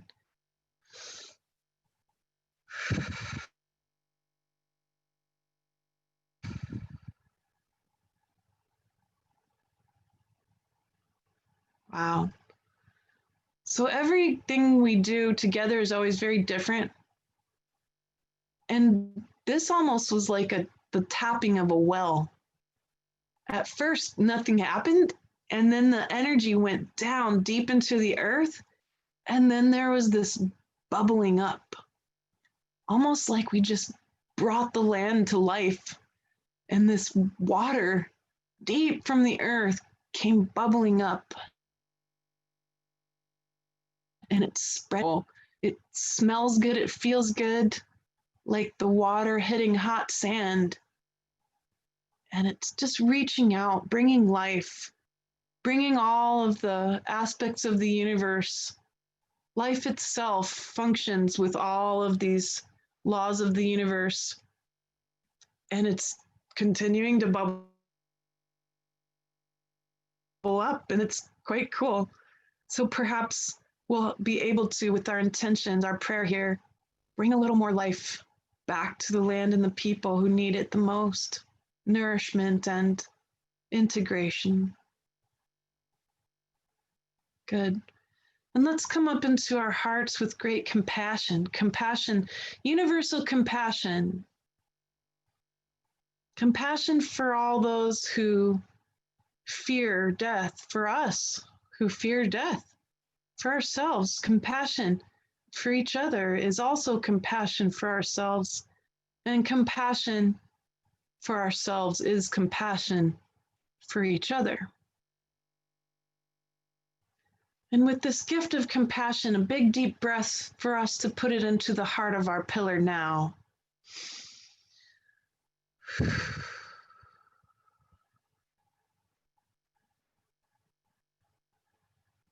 And so this became this big flash of blue light, and then it spread out across the world. And now it's water theme happening here. Water is life. Water is also the great dissolver. Water represents all of the functions of the universe. It dissolves all things. It's also the home of creation. It's the great integrator, and it can also preserve life. So this raining down of compassion through the heart is almost like the well. It's the same quenching energy. And it's so beautiful. Bright, bright, shimmering, bright blue rain of compassion. Good. And so the function of the mind, and this is what I'm seeing for our third eye and crown here for us to gift in our pillar. The function of the brain mind is actually divine knowing.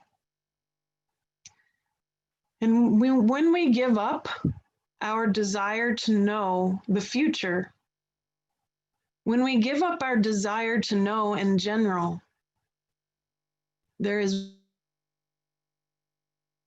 wonder. A desire to know really drives the brain mind. But when we allow that to dissolve, there's wonder there. There's amazement. There's amazement at all the laws of the universe. Then we're amazed by chaos, destruction, recycling, and death. Then we're amazed by creation and birth. We're amazed at preservation and how long and amazing things can be established, like the great big monoliths of our ancient ancestors still standing, made through love and preservation. And we're amazed then also by integration. And that amazement extends out. It extends out into real love.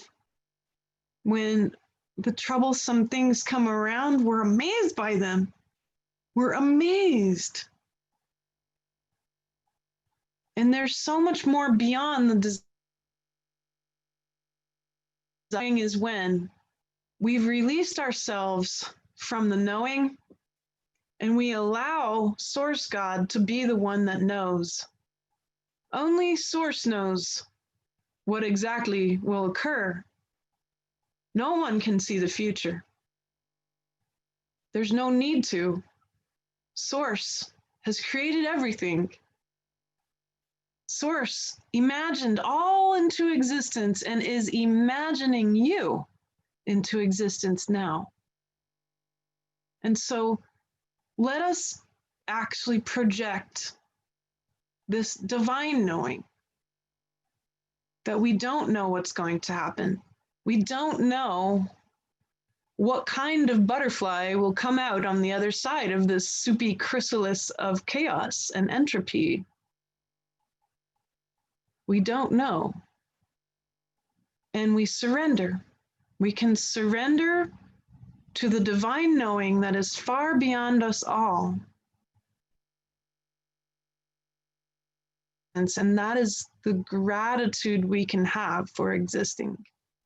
Because Source God has imagined you and does every moment imagines you into existence. So divine knowing is surrender. Surrender to the universe and Source God. And let us give that as our gift to top this beautiful pillar off. With a deep breath, let us offer our surrender to Source God and divine knowing now.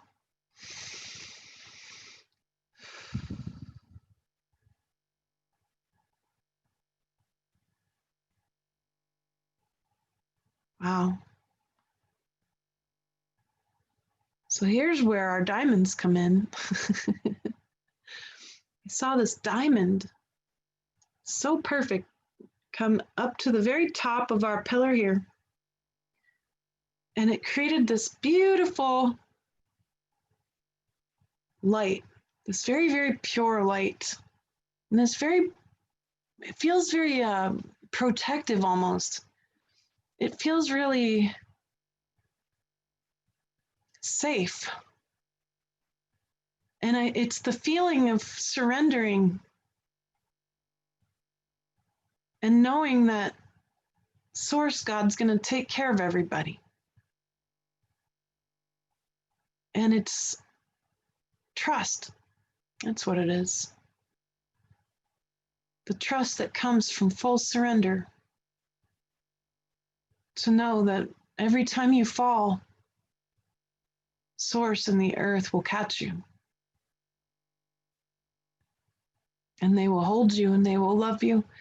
And that no part of you is ever wasted. None of your knowing, none of your trauma, none of your cells or your atoms are wasted.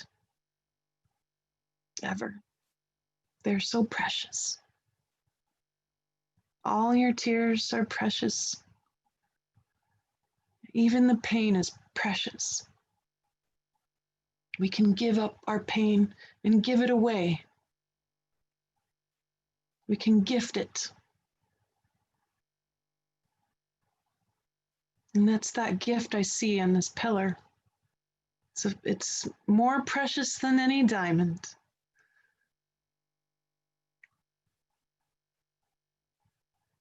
Thank you for this. I'm definitely going to come back to this one. And there's lots of pillars all over the place, but some of them stand out as really special and important, and this one is one of those. So thank all of you. I thank you all for putting your energy into this. Now let's gently, with grace, unattach ourselves from it, right? So we shift our attachment from our crown and our mind, our heart, and our gut and our whole body and field with a deep breath. And we allow this living prayer to exist beyond us. For the sake of all those suffering there in Africa and for the sake of the whole world, we offer this. And for your sake, too.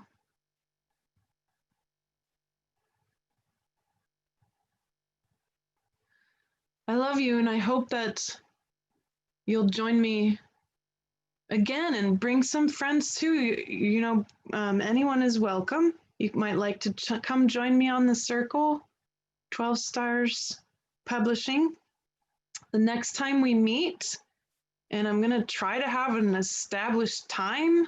I'm sorry I had to move the time this time, but it's the last Sunday of every month. And so that'll be August 30th. And my intention is to have that be at 1 p.m. Eastern time US. That way, and that was usually our normal time, and I had to move it 1 hour today. So next time it's going to be at 1 p.m. Eastern time US, and I'm going to try to make sure to establish that as just a regular go-to. Last Sunday of every month. Next one is August 30th, 1 p.m. Eastern time, United States. And I will see you there. And I hope to see you also August 7th through the 9th for our non-judgment intensive. And don't feel like you can't come. Anyone is welcome. Let's work it out together. I want as many people to come for this as possible. And we're going to just keep working at this together. And there's more. There's going to be more videos, more fun to be had. A lot of beautiful things, especially in August. And I love you so much. I'm so proud of all of you. I'm proud for you. You've got real bravery here and really good people who really do want this full body experience to reclaim things of true unconditional love, universal compassion, and beings who know how to use the power of consent. Wonderful tools. And of course, non-judgment being our great grand tool that helps us get there. So I love you so much, all of you. Bless you and take good care. And we'll talk soon.